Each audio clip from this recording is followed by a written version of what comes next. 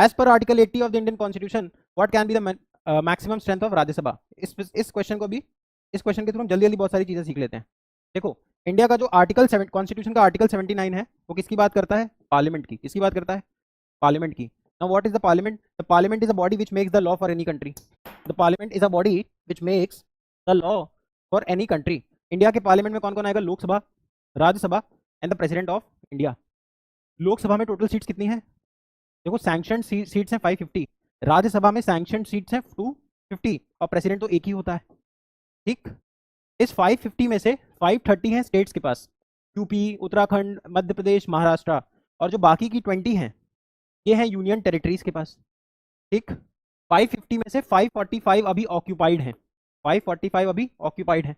इन 250 में से 245 अभी ऑक्यूपाइड हैं। राज्यसभा का दूसरा नाम अपर हाउस, क्योंकि इसमें बिना इलेक्शन के बैठ जाते हो तो पहले एलिट लोग बैठते थे।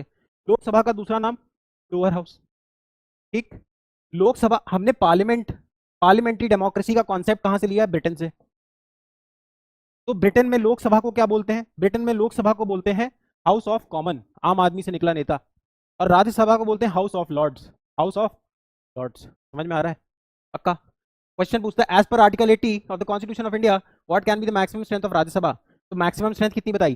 250। ऑक्यूपाइड कितनी है? 245। आंसर क्या होगा? ठीक, समझ में आ रहा है? समझ में आ रहा है?